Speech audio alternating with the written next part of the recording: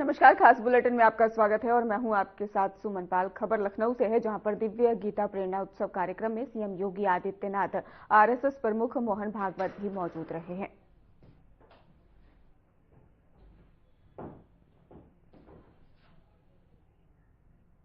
अतिथि के रूप में जिनका मार्गदर्शन अभी प्राप्त होने वाला है, दुनिया के सबसे बड़े स्वयंसेवी संगठन राष्ट्रीय स्वयंसेवक संघ के सरसंघ चालक परम श्रद्धेय डॉक्टर मोहन राव भागवत जी, संस्थापक जियो गीता पूज्य स्वामी ज्ञानानंद जी महाराज,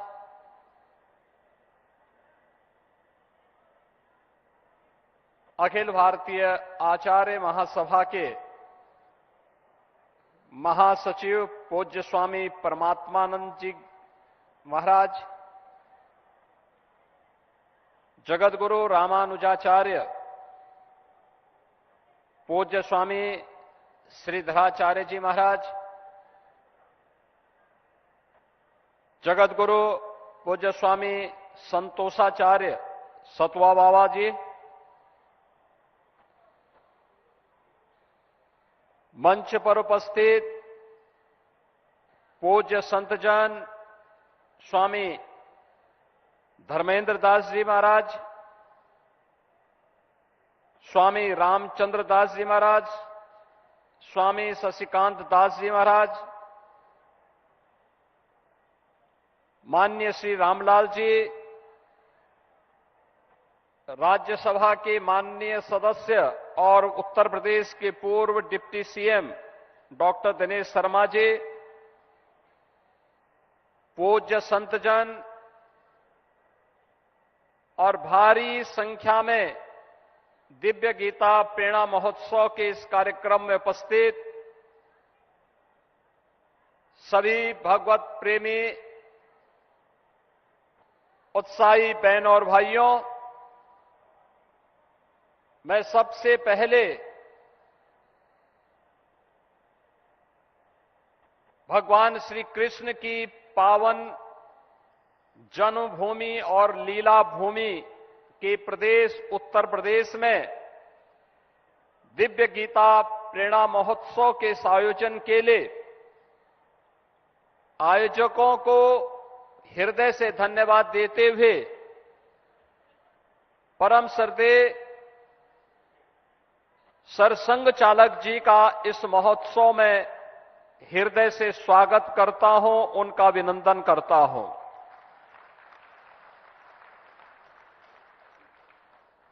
बहनों और भाइयों,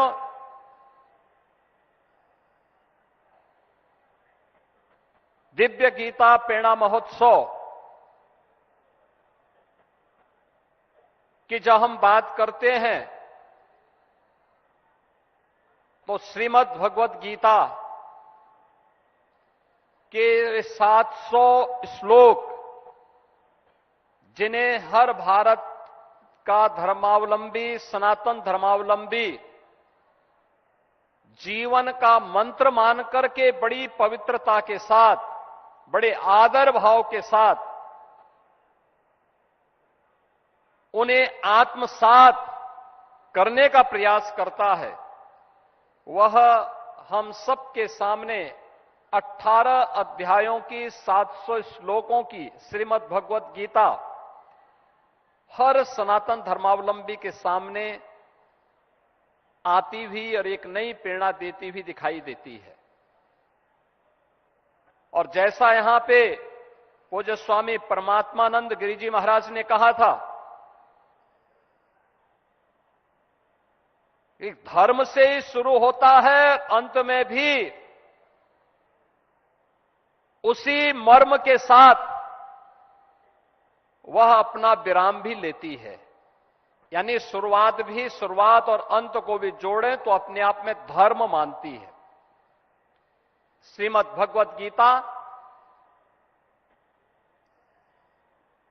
धर्म की वास्तविक प्रेरणा है और भारत की मनीषा ने धर्म को कर्तव्य के साथ जोड़ करके देखा है। हमने धर्म को उपासना विधि मात्र नहीं माना है। उपासना विधि उसका एक हिस्सा है, एक छोटा सा भाग है। वह हर व्यक्ति अपने अनुसार, अपनी आस्था के अनुरूप, अपने पंथ, अपने संप्रदाय, अपने उपासना विधि के अनुरूप अपने आप को, अपनी आस्था को तय कर लेता है। लेकिन मुख्य रूप से धर्म हमारे यहां जीवन जीने की एक कला है और इसे ही हमने वे ऑफ लाइफ के रूप में कहा है। और वे ऑफ लाइफ यही है श्रीमद् भगवद गीता, जो भगवान की दिव्य वाणी है, जिसके महोत्सव के साथ आज हम सबको जुड़ने का अवसर प्राप्त हो रहा है। याद करिए, जब पहला श्लोक आता है, धर्म क्षेत्रे कुरुक्षेत्रे समवेता युत्सव, यानी धर्म क्षेत्र से ही शुरू होता। धर्म क्षेत्र दुनिया के अंदर कहीं नहीं होता होगा जहां युद्ध का मैदान धर्म क्षेत्र के रूप में जाना जा रहा हो, लेकिन हमारे यहां हर कर्तव्य को हमने पवित्र भाव के साथ माना है। अच्छा करेंगे पुण्य के भागीदार बनेंगे, गलत करेंगे पाप का भागीदार बनेंगे। और यह मान करके जब हर सनातन धर्मावलंबी चलता है तो वह अच्छा करने का प्रयास करता है। भारत ने विश्व मानवता को जो संदेश दिया है प्राचीन काल से ही, उसका वह संदेश भी वही है। आप याद करिए ना, हमने कभी नहीं कहा कि मैं जो कह रहा हूं यही सब कुछ है। हमने कभी ये नहीं कहा कि हमारी उपासना विधि ही सर्वश्रेष्ठ है। हमने सब कुछ होते हुए भी कभी भी अपनी श्रेष्ठता का डंका नहीं पीटा। जो आया उसको शरण दिया,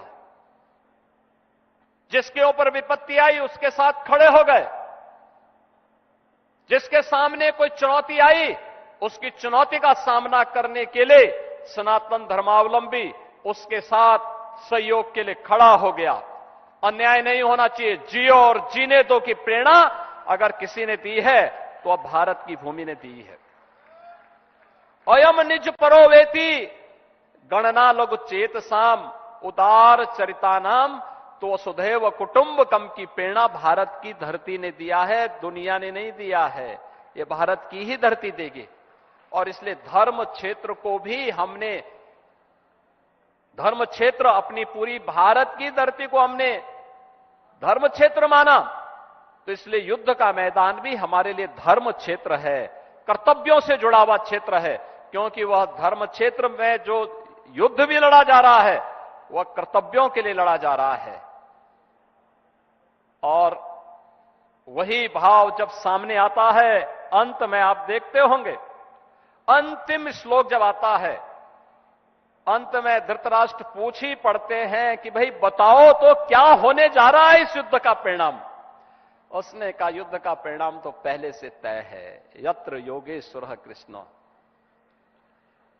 यत्र पार्थो धनुर्धर तत्र श्री विजया भूतिर द्वार नीतिर मतिर मम, यानी परिणाम तय है और जो हम मानते रहे हैं, यतो धर्मस्ततो जया। जहां धर्म होगा, जहां कर्तव्य होगा, वहीं जय होनी है। उसके इतर कुछ नहीं हो सकता, कुछ नहीं हो सकता। किसी को कोई गरूर नहीं पालना चाहिए कि अधर्म के मार्ग पर चले और विजय हो जाए। कभी नहीं, कभी नहीं हो सकता। और यह भारत की सनातन धर्म की परंपरा है। ये प्रकृति का अटूट नियम है, सदैव से यही हुआ है और यही होता आ रहा है। और इसीलिए हम सबको इस बारे में ध्यान रखना होगा। इसी के लिए भगवान ने कहा, याद करना, आज के समय के लिए मैं वे दो उदाहरण आप सबके सामने जरूर रखना चाहूंगा जो उन्होंने कहा, स्वधर्मे निधनम श्रेय पर धर्मो भयावह। यानी अपने धर्म पर चल करके, अपने कर्तव्य पर चल करके मृत्यु को वर्ण करना यह श्रेयस्कर है, लेकिन अपने स्वार्थ के लिए अपने कर्तव्य से च्युत होना यह तो महान पतन का कारण बन जाएगा। और ये कभी भी धोखे में मत करना, कभी मत करना। और इसके लिए उन्होंने क्या कहा, इसके लिए कर्मणे वाधिकारस्ते मा फलेषु कदाचन, यानी कर्म की प्रेरणा। कर्म कौन? जिस कर्म में फल की इच्छा न हो, फल की इच्छा न हो। हमारी कमी क्या होती है, हम फल देखना चाहते हैं। बीज लगा नहीं कि फल की इच्छा करने लग गए। बीज सही लगा दोगे तो पेड़ फलेगा, अपने आप ही आपको फल भी दे देगा। इसलिए फल की चिंता मत करो, कर्म की प्रेरणा के साथ निष्काम कर्म योग की जो प्रेरणा भगवान श्री कृष्ण ने हम सबको दी है, कर्मणे वाधिकारस्ते मा फलेषु कदाचन। अब याद करिए, आज के हमारे समारोह के मुख्य अतिथि उप मुख्यमंत्री केशव प्रसाद मौर्य रामपुर पहुंचे, जहां उन्होंने अपने दौरे की शुरुआत पंडित दीनदयाल उपाध्याय की प्रतिमा पर पुष्पांजलि अर्पित कर की है। और इसके बाद ही उन्होंने बाबा साहेब डॉक्टर भीमराव अंबेडकर की प्रतिमा पर भी फूलमाला अर्पित किया है। और उप मुख्यमंत्री के आगमन को ही देखते हुए इलाके में सुरक्षा व्यवस्था चाक चौबंद नजर आई है। एसपी, डीएम सहित ही भारी पुलिस बल मौके पर तैनात रहा और पूरे क्षेत्र में सुरक्षा के विशेष प्रबंध भी किए गए।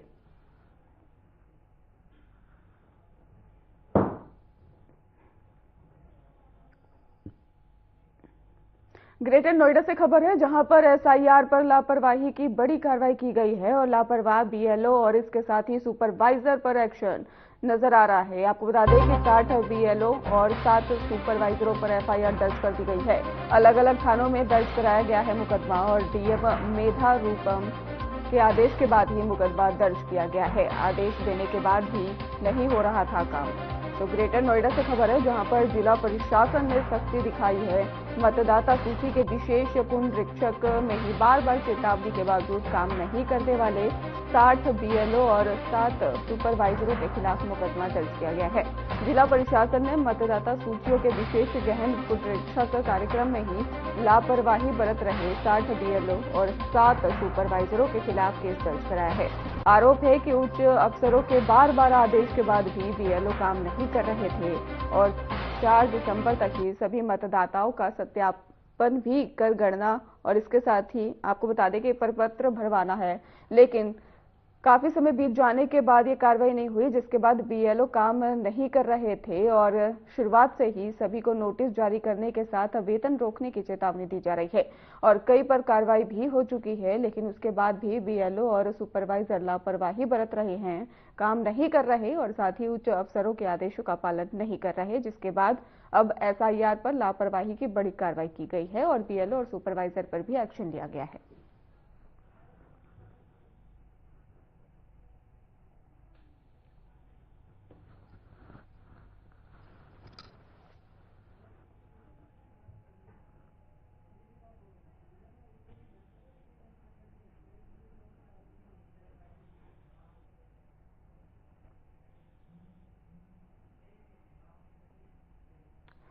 फिलहाल बुलेटिन में रुकेंगे एक छोटे से ब्रेक के लिए।